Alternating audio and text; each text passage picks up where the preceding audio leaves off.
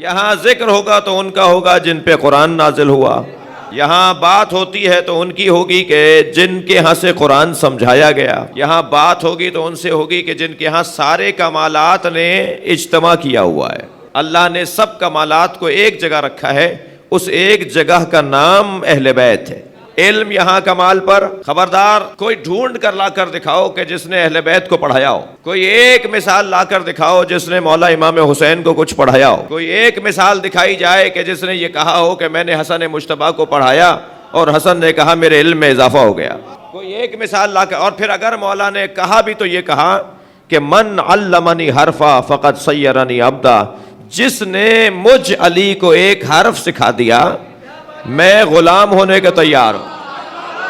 کوئی تو ہو جو آ کر کہے کہ میں علی کو ایک حرف سکھانے آیا ہوں۔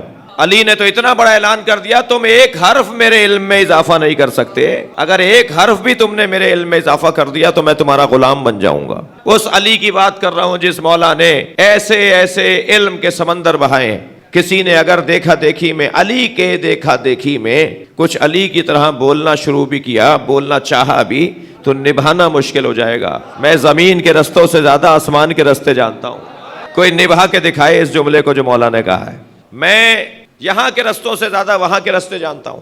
اللہ اکبر۔ یہاں کے جو رستے علی جانتے ہیں وہ جغرافیہ کا علم نہیں ہے کہ شمال میں کون کون سے ملک ہیں اور جنوب میں کون کون سے علاقے ہیں اور مشرق میں کون سے علاقے ہیں، یہ جغرافیہ کا علم نہیں ہے جو علی کہہ رہے ہیں میں یہاں کے رستوں سے زیادہ وہاں کے رستے جانتا ہوں۔ یہ تو رستے ہی نہیں ہے، یہ تو کوئی بچہ بھی ابھی گوگل پہ سرچ کرے گا تو اسے پتہ چل جائے گا کہ پاکستان کے مشرقی ممالک کون سے ہیں اور مغرب میں کون سے ممالک ہیں اور جنوب میں کون سے ہیں اور شمال میں کون سے ہیں۔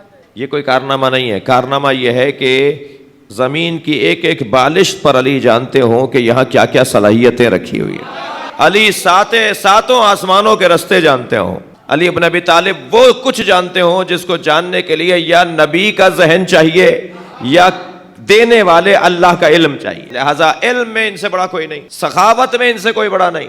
قرآن کی ایک آیت میں پڑھ رہا تھا تو ایک بچہ میرے پاس آ گیا، مولانا سمجھ میں نہیں آئی۔ والذین ينفقون فی السراء والضراء، ایک گھرانہ ایسا ہے جو دارائی میں بھی عطا کرتا ہے، ہوتا ہے تب بھی دے دیتے ہیں اور نہیں ہوتا تب بھی دے دیتے ہیں۔ وہ بچہ کہنے لگا مولانا نہیں ہوتا تو کیسے دیتے ہیں؟ میں نے کہا تمہارے ذہن میں کیا ہے؟ کہنے لگے مولانا پیسہ ہوگا تو کوئی دے گا۔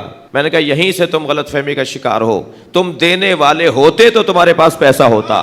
پیسے سے سخاوت کا تعلق نہیں ہے، سخاوت سے پیسے کا تعلق۔ اگر کوئی اہل دل ہو جائے تو پھر اللہ اس کے ذریعے سے تقسیم کرواتا ہے۔ اگر کوئی بانٹنے والا اور دینے والا جذبہ رکھتا ہو تو پھر اللہ اسی کو واسطہ بنا دیتا ہے۔ تم پہلے دینے کا مزاج بناؤ، پھر اللہ تمہیں دے کر بٹوائے گا۔ تو یہ گھرانہ وہ ہے جو نہیں ہوتا تب بھی دیتے ہیں۔